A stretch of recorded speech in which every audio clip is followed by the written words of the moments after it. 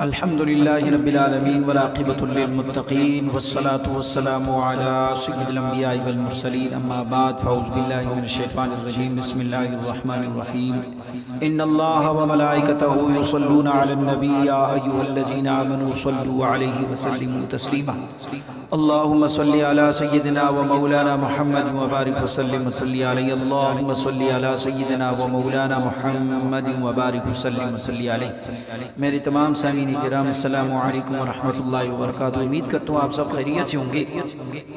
آج آپ کے سامنے خلیفہ دوم حضرت عمر فاروق رضی اللہ تعالی عنہ کی فضیلت بیان کروں گا۔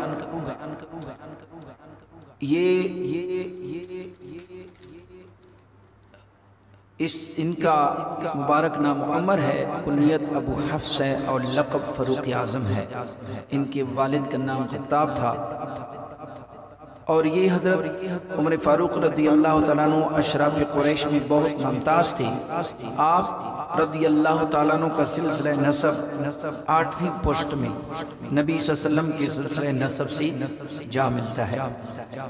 یہ اعلان نبوت کے 6 سال 27 سال کی عمر میں مشرف با اسلام ہوئے۔ انہوں نے 27 سال کی عمر میں اسلام قبول فرمایا۔ آپ رضی اللہ تعالیٰ عنہ بے شمار کمالات کا حامل اور بے شمار خوبیوں کے مالک تھے اور بہت دلیر اور بہادر انسان تھے۔ اور آپ صلی اللہ علیہ وآلہ وسلم نے ایک مرتبہ دعا فرمائی، اے اللہ اسلام کو عزت اور بلندی عطا فرما بطور خاص عمر بن خطاب کے ذریعے۔ تو خالق کائنات اللہ رب العزت نے امام الانبیاء خاتم النبیین صلی اللہ علیہ وآلہ وسلم کی وہ دعا قبول فرمائی اور حضرت عمر فاروق رضی اللہ تعالیٰ عنہ نے اسلام قبول فرمایا۔ اسلام کیسے قبول فرمایا وہ ایک علیحدہ ایک واقعہ ہے، بہرحال میں ان کی فضیلت بیان کروں گا۔ سب سے جو بڑی فضیلت ہے وہ یہ ہے، یہ ایسی ہستی ہے کہ جب یہ دیر اسلام میں داخل ہوئے تو اللہ خالق کائنات نے اتنا بڑا مقام عطا فرمایا، اتنی فضیلت عطا فرمائی کہ 21 مقامات پر اللہ پاک نے اپنے قرآن پاک کی آیات بینات ان کے مشورے کے مطابق نازل فرمائی۔ تو بندہ سوچتا ہے کہ یہ کیسی ہستیاں تھیں کہ میرے خالق ان کا جو مشورہ ہوتا تھا، ان کا جو دل ہوتا تھا، جیسے مشورہ ہوتا تھا اللہ اسی طرح ان کے مشورے کے مطابق قرآن کی آیت نازل فرما دیتا۔ تو جن کے مشورے کے مطابق اللہ وہ خالق مالک اپنی قرآن کی آیات بینات نازل فرماتا ہے تو ان ہستیوں کا کیا مقام ہوگا۔ حدیث پاک میں آتے حضرت ابو ہریرہ رضی اللہ تعالی عنہ روایت کرتے ہیں کہ آپ صلی اللہ علیہ وسلم نے فرمایا کہ بے شک تم سے پہلے امتوں میں محدث ہوا کرتا تھا، اگر میری امت میں کوئی محدث ہے تو وہ عمر ہے۔ اور حضرت ابن عمر رضی اللہ تعالیٰ سے روایت ہے کہ میں نے نبی صلی اللہ علیہ وسلم کو فرماتے ہوئے سنا کہ میں سویا ہوا تھا کہ میرے پاس ایک دودھ کا پیالہ لایا گیا، میں نے پیا یہاں تک کہ سرابی کو اپنے ناخنوں سے نکلتے ہوئے دیکھا، پھر بچا ہوا دودھ میں نے عمر بن خطاب کو دے دیا۔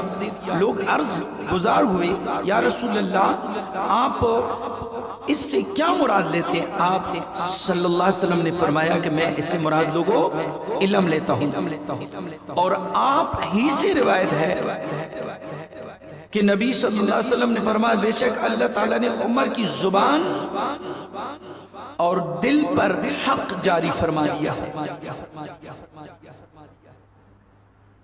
اور اگلی حدیث مبارکہ میں آپ صلی اللہ علیہ وسلم نے فرمایا کہ میرے 2 وزیر آسمان میں ہیں اور 2 وزیر زمین میں ہیں۔ وہ عمر جو اسلام لانے سے پہلے کیسا شخص تھا، پھر جب اسلام لائے تو اللہ نے اتنا بڑا مقام عطا فرمایا کہ میرے خالق کائنات نے اپنے امام الانبیاء خاتم النبیین کی بادشاہی کی وزارت کا مرتبہ عطا فرمایا۔ میرے مدینے والے آقا تاجدار مدینہ صلی اللہ علیہ وسلم فرماتے ہیں کہ میرے 2 وزیر آسمان میں اور 2 وزیر زمین میں۔ آسمان میں حضرت جبریل علیہ السلام اور میکائیل علیہ السلام، اور زمین میں حضرت ابوبکر صدیق رضی اللہ تعالیٰ عنہ اور حضرت عمر فاروق رضی اللہ تعالیٰ عنہ۔ یہ 2 وزیر حضور صلی اللہ علیہ وسلم کے زمین کے وزیر ہیں۔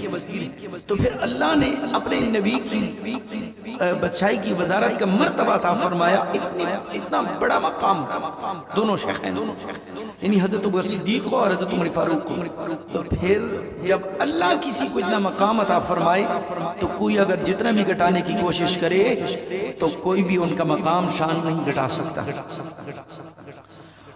اور آپ صلی اللہ علیہ وسلم نے فرمایا، اے ابن خطاب مبارک ہو اس ذات کی قسم جس کی قبضہ قدرت میں میری جان ہے، جس راہ سے عمر گزرتا ہے شیطان اس راہ سے ہٹ جاتا ہے۔